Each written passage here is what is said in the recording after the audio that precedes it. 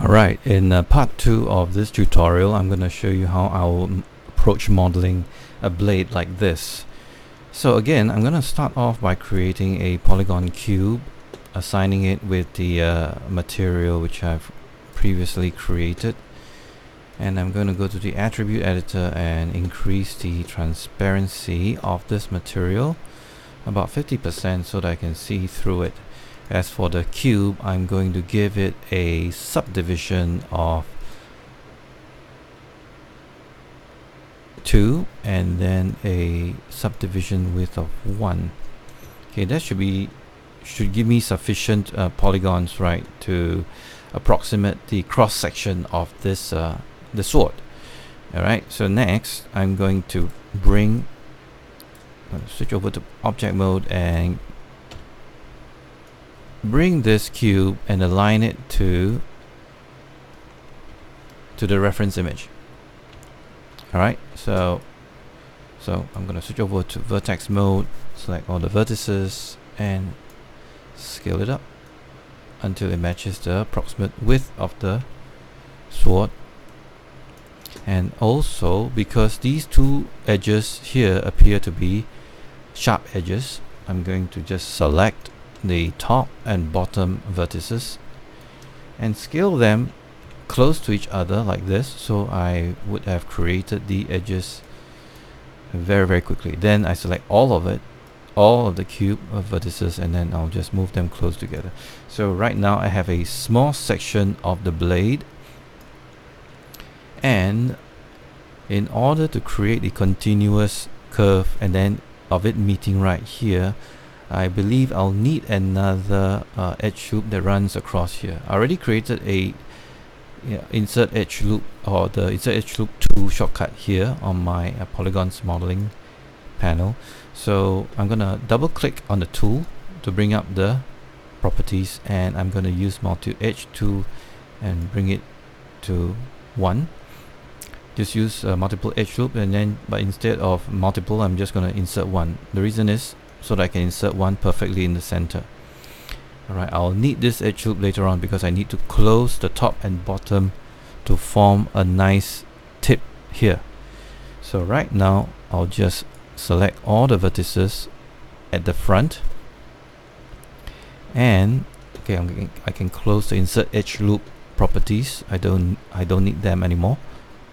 Press W to move these vertices and pull it until I reach the triangular tip here. Okay, because later I'm going to grab these vertices and just rotate them right here. Okay, I'm not going to worry about this section for now. In fact, let's see. I'm going to select the bottom faces and I'm going to delete them away, because right now I'm just going to model half of this sword, and I'm going to insert 1 edge loop.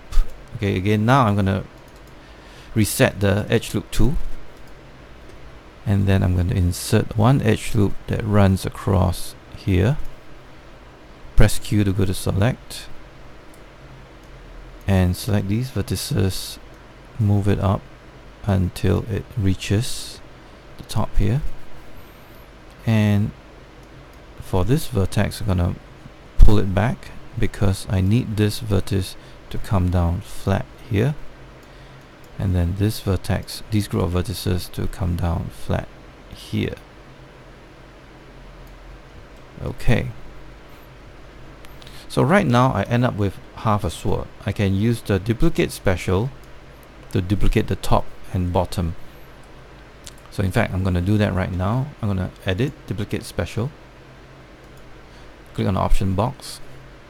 Okay, I'm going to change the values to duplicate a negative y-axis, so x, y, so -1 in the y-axis, and instance duplicate special, so I have another duplicate instance that will follow the top. So I need another edge loop here, so I'm going to insert the edge loop right about here. Then I'm going to manually grab these vertices and move them to match the shape.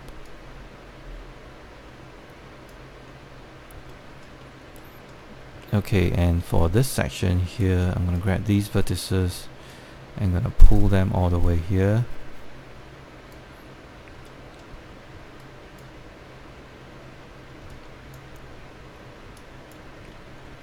And I'm going to grab these faces here and extrude them. Press W to extrude one section here.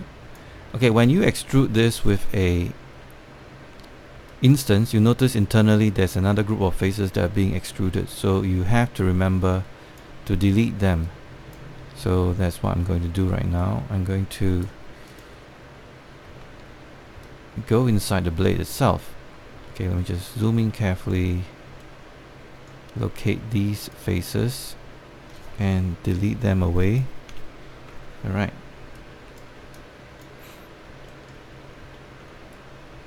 And I need to really line these vertices up. I'm gonna grab all these vertices here and then just gonna use scale to line them up flat. Okay, so the reason why I'm extruding another section, well, you can also insert edge loop if you want, is because I want to create the transition between the sharp edges to these flat regions here. And since the bottom is an instance that's following the top, right now I just need to edit the top section here. So I'm going to grab these group of vertices, these three group of vertices, and just scale them out so that they are flat. Okay, and then I'm going to just grab these vertices and move them up slightly. Then this group, move it up until it matches the outline of the reference that we are having. Okay, now we can continue to extrude. In fact, I'm going to get rid of these faces and I'm going to extrude the edges instead. I'm going to double click and grab these, select this edge first, hold down the shift and double click, so it only selects the bottom edges here. So now I can hold down the shift, right mouse click and extrude the edge, and I'm just going to press W and grab and move the edges to where I want them to be. Okay, and then I'm going to press G again to extrude, press W and then just move them across here. Okay, and then because there's a notch over there, I'm going to pull this back to create the notch. Okay, I'm going to grab these vertices, holding down the control, right mouse click, convert them to edges. Okay, and I'm going to hold on the shift, comma, to shrink. Okay, that didn't work. Okay, I didn't want to extrude the internally selected edges, so I'm going to use the same trick again. Select this edge, holding down the shift, double click, so only this region of edges is selected, and holding down the shift again, right mouse click and extrude edge. Just pull this out here. Alright, and then I'm press G again to extrude another section. Right, so if you pull along this arrow, you will extrude along its normal edge. So I'm going to undo that. Press W instead and pull out the other extrusion here. Use scale. Okay, art scale to flatten this. Press G again to extrude. Press W to move and pull out another section here. And as for the bottom vertices, I can just move them down until they touch each other. Okay. And as for the notch, you can cut it simply by deleting away these faces. This face over here. So I'm gonna go to these group of faces and I'm gonna delete them away. However, we'll end up with a hole over here. So we are going to slowly patch it up. Okay, by selecting the edge across here. Okay, make sure you select the right edge, and we're going to hold down the shift, right mouse click and bridge. Okay, I'm going to do the same thing again across here and bridge. Okay, when you bridge, right, make sure your divisions in this box here is 0. Right mouse click and, sorry, hold down the shift, right mouse click and bridge. Alright, but we have a issue here. There is a edge loop that runs across here in the center. So we can use, you can use the multi-cut tool, or what I'm going to do is just, I'm going to use a insert edge loop and insert edge loop tool, and I'm going to use multiple edge again, but instead I'm going to use one, and I'm going to insert one edge loop, and it should meet up with the edges here. However, these two vertices will not be joined together. Okay, if I select them and if I move, see, it is not joined together. So I need to merge these two vertices together. And how do I know that these are two vertices? You turn on your HUD to show the poly count, and on the corner here you can see there are 4 because we have an instance below.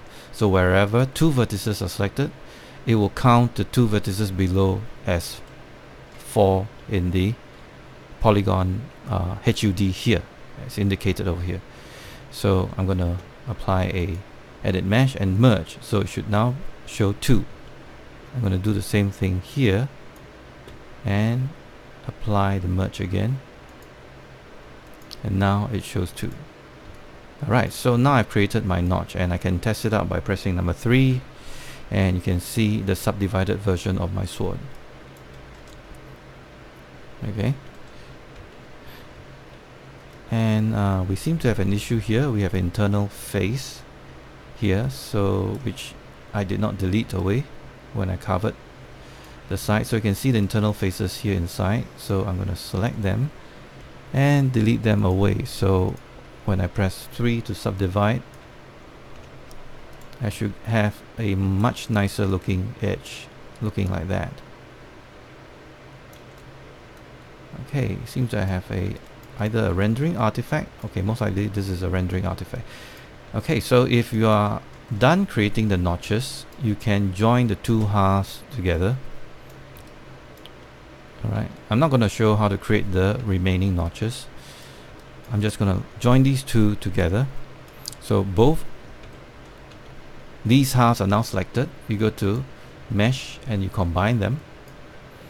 But take note, although you have combined the two halves, they are technically still separate, because I can select the face and I move one of the faces in the center here. You can see that the two vertices are not stitched together or along the edges. So one quick way would be to select all the vertices and apply a merge at the default settings. Okay, at the default settings. In fact, let me just reset this a bit. Okay, so the default is 0.01. The distance is actually very small. If you hit merge, you won't see much difference. However, the vertices that are sitting on top of each other would have merged into one. We can verify that by dragging a box over this central vertex, and you should see on your HUD it should show only one vertex. Okay, so I have the sword blade now done. I can continue to tweak this until it matches the shape that I want. I can also turn to subdivision mode to tweak the blade until it matches the shape that I want. So obviously here, now the blade is not long enough to match the reference, and also this edge here is not hard enough, so I need to insert an edge loop. Let me just reset my edge loop tool, and I'm going to insert one edge loop that runs right about here. Okay, and need to go to adjust the vertices. Just scale them down slightly. Perhaps another edge loop right about here, and just flatten them by scaling, and I would have the blade almost done. However, okay, if you want the edges to be harder, okay, you have to insert more edge loops. So in this case, my top and bottom edge of the blade is not sharp enough, so I can just insert one edge loop here, and because now they are joined together, they should stick together. A couple of edge loops over here, then maybe on the other side the internal edge loop here. So right now, if I were to subdivide this by pressing number 3, it should show the blade detail with all the hard edges. Okay, I believe this black splotch is caused by the transparency, or a abnormally with the face. Let me just grab this face and just jiggle it around.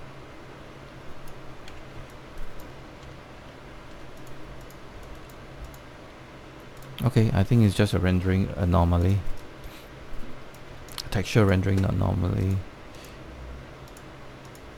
Yep, it is. Okay, so now I can see I have the hardness of the edge being displayed, and it is approaching the look of the blade. Alright, so that's how you model blades of this type. So this is one way to model the sword blade of this type. Alright, after this I'll be showing you how to model. Let me just put this blade into this layer. Okay, in the next video I'll show you how to model this blade.